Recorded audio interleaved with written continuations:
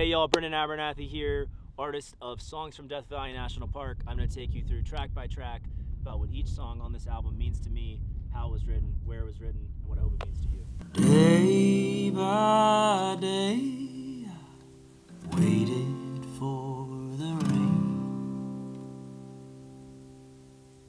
My friend Eric had texted me this idea of doing an intro track called For the Director of Music. And Eric has the saying, and he says, hey, if you're going to pray for the rain, you got to deal with the mud. And so for 2 hours, I sat right over here. I got my journal out, I got my headlamp on, and I was just walking around here, and I was writing, I was brainstorming, I was just dreaming about this song, and I was like, I want to say, if you pray for the rain, you got to deal with the mud. And every time I would write a line that I liked, I can't make this up, a shooting star would go through the sky. It's like 3 a.m. It's so dark out here. Death Valley National Park is a dark sky park. It's one of the darkest places in the United States. So there's like no light pollution out here. You can really see the stars, the Milky Way, everything. I start right out here and I'm literally looking up at the sky. In the middle of Death Valley National Park, just my guitar. And I say, day by day, I waited for you. And I start walking towards it, and you can hear at the start of the second verse, I step onto this right here. You can hear the crunch. And then I get really up close next to the mic and I say, Deal with the mud. and that's the intro to the album. Wow. Never known anything other than pain and shame and out of place. This is life, you know the truth, so get on your way. Song 2, This World Don't Care About Me. To me, this song is kind of like been an anthem for me since I wrote it. I wrote it here in the park. It rained one day, full day. It was rainy and windy. You can see that in the full-length YouTube vlog. And it was honestly a pretty like downtrodden day because I was planning on recording and I wasn't able to record. But I love rain, and so I honestly viewed it as a gift that it was like inspiring to me. I've been thinking a lot recently about all the different voices who kind of tell us who we are, who we're supposed to be. And I get told a lot like how my life should be. I should be happy. And I do agree, I should be. But a lot of times I'm not. I do a lot of times feel like I've never known anything other than pain and shame and out of place. They say, like, this is the life. You know the truth, so get on your way. A lot of the song is like back and forth from here's what I feel and experience, here's what people tell me I should feel and experience. And in the end becomes this massive conversation where I'm like yelling at God and I'm mad about the life I didn't live.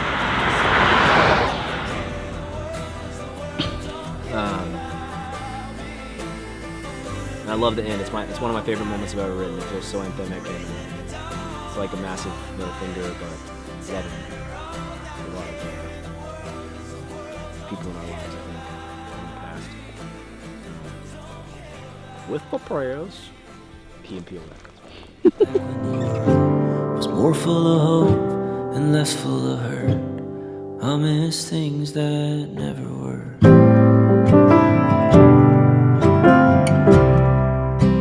Alright, track 3 is a song called Mama Raised. I wrote this for my buddy Jack, who lives in Bozeman, Montana. Shout out. I wrote it before I got to the park on piano. It's the only song that the main instrument is not recorded in the park. The piano is my home piano. Everything else is recorded here. And I decided to tell you about Mama Raised right here because it's about missing things that never really were. Because my buddy Jack texted me and he's like, I miss the man my mama raised. And I was like, I wonder if that's like actually a real person. And for me, it's not. And the one thing that my mom hates is that I sleep in my car. And it was right here, every night in the park. I slept in my vehicle. By the way, sleeping in your car, fantastic night's sleep. Don't sleep on it. Oh, I hate that I did that.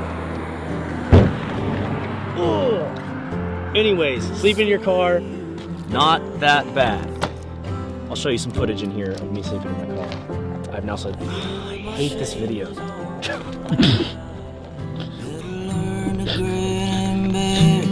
Bury your need to share it. Rub some dirt on your hands. No Nobody wants to hear from a man. Track 4, Jaws of the Devil. I'm telling you this story here because we are at the lowest place in North America, lowest place in the continental United States. Badwater Basin, Death Valley. We're down here, just like a salt deposit. There's water because it's been raining a lot in California. California's drought free, shout out God. Very electric vibes. Salt, whatever. This song is about when I was at probably the lowest place of my life, not girl related, which means the lowest actual place of my life, because that stuff's fake. Social media is also fake, but the effects that it has on your heart are not. So Jaws of the Devil is just about how we're constantly sold this bill of goods about what matters, what is important, and how I kind of bought into that bill of goods. And then the internet and the situation that I went through, basically just all the voices around me came straight for my core things that I am insecure about, straight for my identity, straight for my jugular. So here we are, lowest place in the US, but it's beautiful. And I love that about art, is you can take your lowest points and make them beautiful. And the only thing that kept me alive this summer was the Book of Psalms, which are ancient songs written from the Valley of Shadow of Doubt, Valley of the Shadow of Death. And that's why I wanted to record this project here, and Jaws of the Devil is kind of the heart of the project. So, thanks for listening. Another point, no, I'll talk. Pretty beautiful, man. Let's get a selfie. Can you get in it? Who is my God? Is it the King of Kings or the King of everything that I want to be?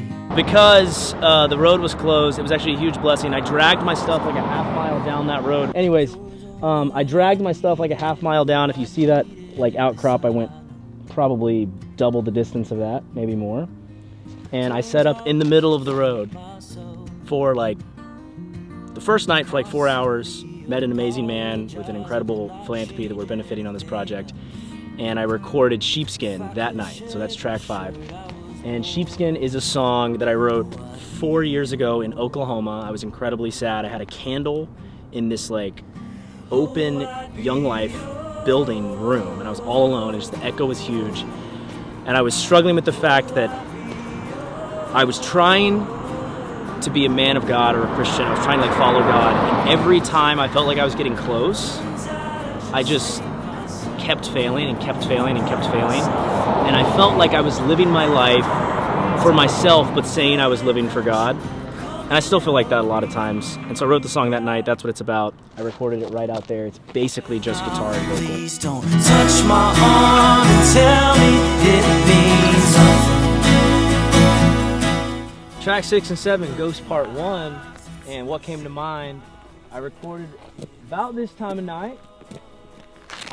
So the way I tracked all these songs is I did a live take of the song, and then I overlaid the instruments and other vocals on top of that. So every song is played without a click in trying to embody how I was feeling in the moment, and then I added on the instruments to add the kind of dynamics that I wanted and the sonic palette that feels like Death Valley to me. And so track 6, Ghost Part 1, which is really Ghost Part 2 reimagined for the park. Understand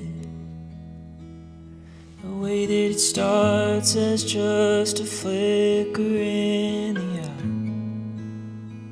And then I went straight from my Ghost Part 1 recording into an improv song. That's what came to mind. It's literally just me messing around, and it turned out great. And my idea is to do one of those on every national park record. So I'm gonna go to parks with one song fully written, and I'm gonna try to write as many as I can and record those. I'm gonna reimagine an old song, and I'm gonna do an improv song. So, those are track 6 and 7. Who is the first thought out of your bed? How many coffee cups can I get to get me through the morning?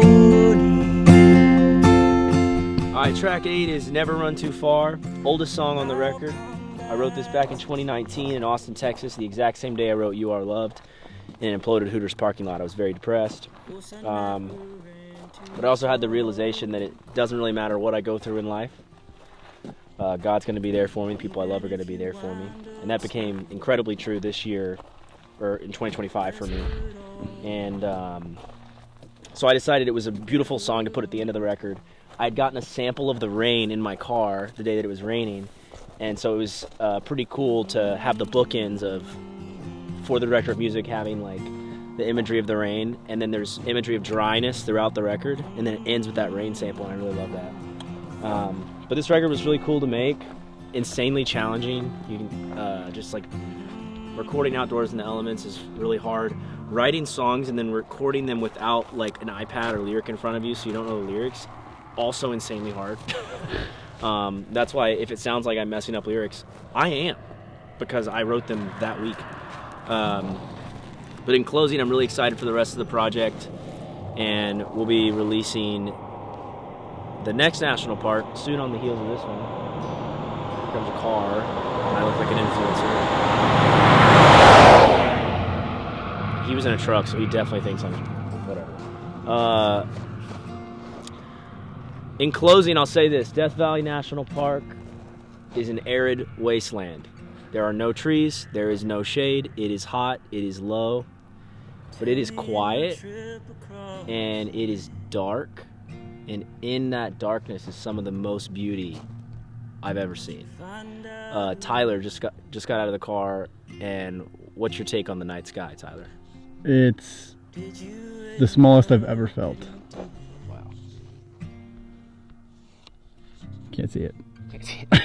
Well, just take our word for it. It's amazing. You can see the Milky Way galaxy. Definitely come check this park out. Yeah. And stay after dark. Sleep in your car. I think that's illegal, but do it anyways. Yeah,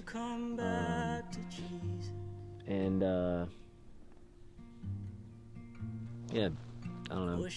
Deal with the mud. I don't know what I'm supposed to say at the end. All right. You want to say, yeah, you can say bye. Bye. It's probably good. Cheers, brother. Let's go. It was a good day. I bet this actually says. Yep. Road closed, 17 miles ahead. Yeah. Oh, a little squirt. Let's go. Say that one more time. Is that all the B-roll's gonna be? It's just me pissing everywhere? So here we are in the wasteland of... No, don't talk. Just let me follow you. Oh, okay. So I should do that again. I'm just kidding. What is up with all the cars, dude? It's like rush hour. I mean, good God. Yeah, what's up? I like how I'm getting mad about people driving on the road. Like it's their fault for using the road. See how this guy's slowing down? We're not even in the road and this guy's slowing down. He's just slowing down to get a look at my... I'm picking my nose, dude. You're never safe. You're never safe.